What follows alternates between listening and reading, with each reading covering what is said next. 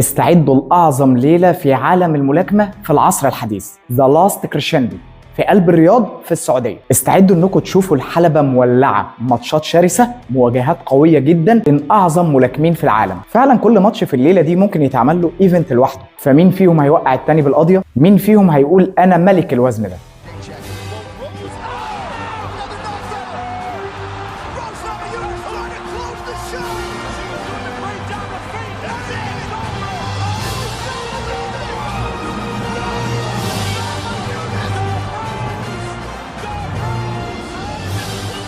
I'm gonna show you how great I am. Great I am. Great I am.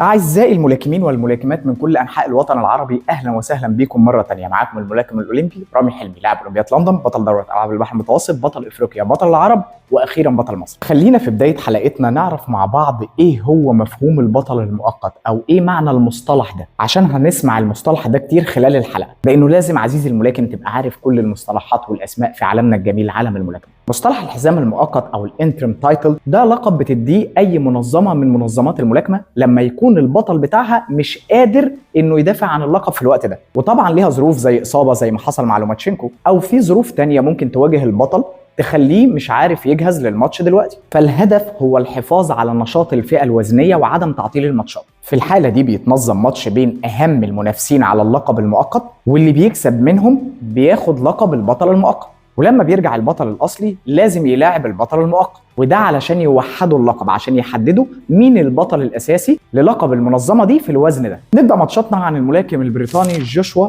بويتسي، وعنده ماتش مهم جدا عن الدفاع عن لقب WBO المؤقت، وده ضد الملاكم كالوم سميث في وزن خفيف التقيل أو اللايت هيفي ويت. جوشوا بويتسي 32 سنة، 19 فوز، 13 بالضربة القاضية بدون أي هزيمة. أشهر انتصاراته فوزه على ريتشاردز ودان عزيز. بيتميز جوشوا بقوة لكماته والدقة العالية في توصيل اللكمات في النقطة اللي هو عاوزها، ده بالإضافة لقدرته على التحكم في رتم الماتش بمهاراته العالية. ولو اتكلمنا عن منافسه البريطاني كالوم سميث، فهو 34 سنة، سجله الاحترافي 30 فوز، 22 بالضربة القاضية و2 هزيمة. أشهر انتصاراته لما فاز على جون رايدر، ولما تم تتويجه ببطولة العالم بعد فوزه على جورج جروفز، وده طبعا في وزن السوبر ميدل ويت سنة 2018. بيتميز سميث بطوله والريتش بتاع دراعه، وده بيديله أفضلية في الوصول لخصومه من مسافات بعيدة. وكمان بيتعب خصومه جدا إنهم يعرفوا يخترقوا الريتش بتاعه ويوصلوا له لكمات، وده بسبب إن التايمنج بتاعه ممتاز في الوقت المناسب لتسديد اللكمة.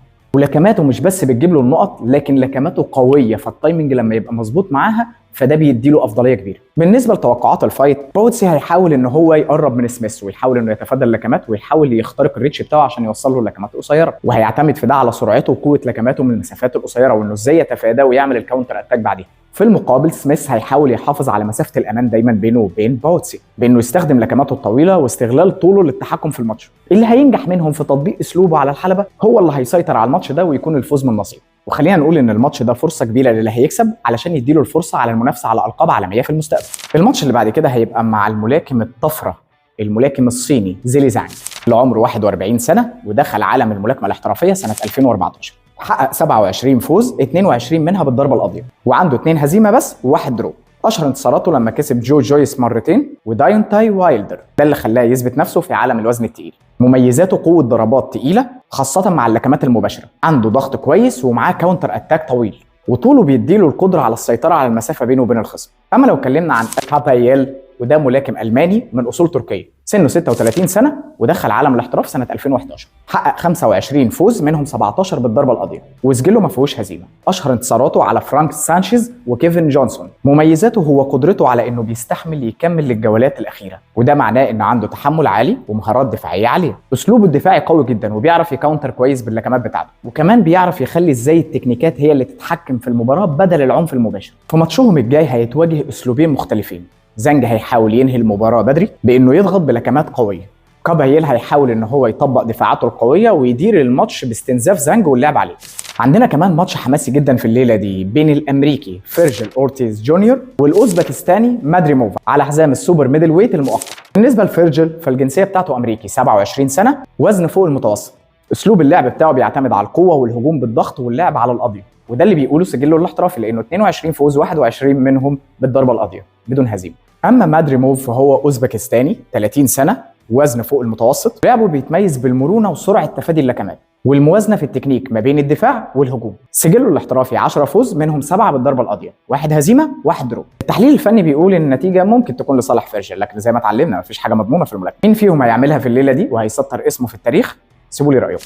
الماتش اللي عندنا بعد كده بين كارلوس ادمز ودفاعه عن لقب الدبليو بي سي المؤقت ضد حمزه شيراز. كارلوس ادمز من الدومينيكان 30 سنه، سجله الاحترافي 24 فوز 18 بالضربه القاضيه، وعنده هزيمه واحده، ومعاه اللقب المؤقت لوزن المتوسط لمنظمه الدبليو بي سي. بيتميز باسلوبه الهجومي وضغطه المستمر على الخصم، بالاضافه لقوته البدنيه العاليه وقدرته العاليه على تحمل اللكمات.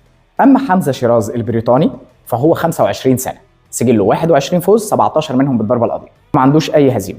بيتميز شيراز بطوله والريتش الطويل بتاعه، واي طويل زي ما احنا عارفين بيبقى لصالحه بعد المسافه. كمان مع الطول ده معروف بقوه لكماته وتخليص معظم ماتشاته بالضربه القاضيه. هنشوف مين فيهم هيثبت نفسه على الساحه السبت الجاي، التكنيك ولا القوه. الماتش اللي بعد كده عندنا هو ماتش قوي جدا بين الامريكي شاكور ستيفنسون وعن دفاعه عن لقب الدبليو بي سي. شاكور ستيفنسون 27 سنه، سجله الاحترافي 22 فوز منهم 10 بالضربه القاضيه، وما فيهوش ولا هزيمه. معاه لقب الوزن الخفيف الدبليو بي سي، وده ماتش الدفاع عن اللقب. بيتميز شاكور بمهارات دفاعيه عاليه، سرعه في الحركه ودقه في اللكمات، وكمان كاونتر اتاك حلو جدا ودفاع عالي. موضوع منافسه بقى ليه قصه، لان وقت تصوير الحلقه كان فلويد سكوفيلد هو المنافس، واحنا بنمنتج الحلقه يا ابطال نفاجئ بتغييرات بتقول استبعاد فلويد سكوفيلد من مقابله شاكور ستيفنسون. في اخبار بتقول بسبب المرض النوعيه يعني، وفي اخبار بتقول ان هو بسبب مشاكل تعاقديه، وان هو ما اتفقش في الاخر مع منظمين المباراه بسبب تعقيدات ما اتحلتش في الوقت المناسب. مين بقى المنافس اللي اتغير في اخر لحظات؟ هو جوش بادلي، ده البطل اللي خد المهمه دي على كتفه في وقت ضيق قبل الماتش، مش باسبوع ولا 2 عشان يلحق، ده قبلها بيومين. ده ملاكم بريطاني 29 سنه، سجله 15 فوز 4 منهم بالقضيه وزيرو هزيمه، تصنيفه ال 12 في تصنيف الدبليو بي سي. بادلي ملاكم عنده مهارات كويسه وسرعه عاليه ودفاعاته كويسه جدا، لكنه ما واجهش لحد دلوقتي اسماء كبيره على الساحه العالميه، وده اللي يخلينا نقول ان ما عندوش الخبره لسه للماتشات الكبيره. لكن اللي انا متاكد منه ان الماتش ده هيضيف له كتير نفسيا ومهاريا. التحليل الفني للمباراه قبل ما تبدا انها مباراه سهله لشاكور اكتر من فلويد سكوفيلد اللي كان هيلعبه، لكن تفتكروا ممكن تحصل المفاجاه وبادلي ياخد الحزام ويصدم العالم بالفرصه اللي جات له بالصدفه؟ سيبوا لي رايكم في الموضوع ده. في الماتش المثير اللي بعد كده هو في الوزن الثقيل، وهيجمع بين البطلين دانيال دوبوا من بريطانيا والدفاع عن لقبه في الاي بي اف ضد النيوزيلندي جوزيف باركر.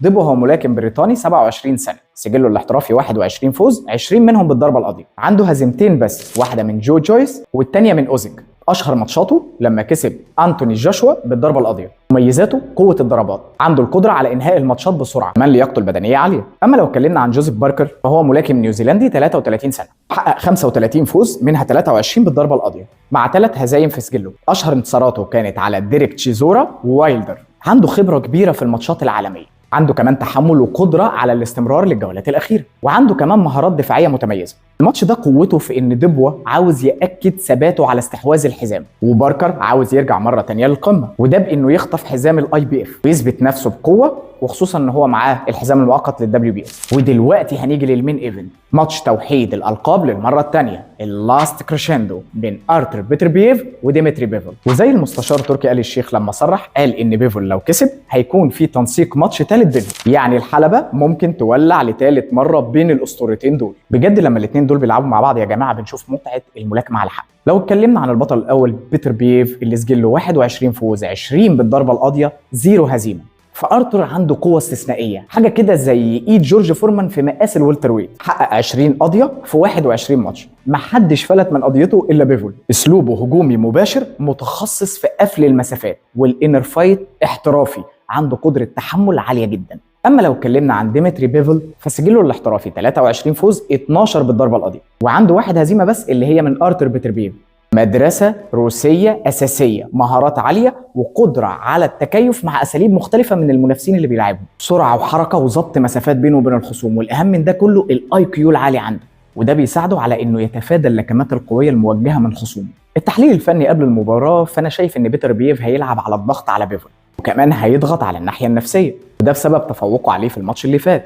فلو بيفل اتعصب، وده اللي هيشتغل عليه بيتر بييف، انه يعصبه علشان يوقعه، لانه لما هيتعصب ممكن ايده تفتح، ودي نقطه التفوق لبيتر بييف. اما لو بيفل اشتغل بضرباته من بعيد وظبطها مع مسافاته، فمكسبه ممكن يكون في الماتش اللي جاي. مش في صالحه ابدا ان يدخل في التحام مع بيتر بييف. لو اشتغل على التحركات، ظبط المسافات، كاونتر اتاك، زود بس الضربات شويه في الكاونتر اتاك واتحرك من بعيد، هيبقى الماتش لصالحه. بكده نكون عرفناكم احداث الليله الاسطوريه دي ومين الابطال المشاركين فيها. يوم السبت اللي جاي 22 فبراير في الرياض هيتحول لساحه قتال بين الابطال، ودي طبعا حاجه نفخر بيها كلنا ان ليله زي دي بتقام على ارض عربيه. كل التوفيق والنجاح. كان معكم الملاكم الاولمبي رامي حلمي.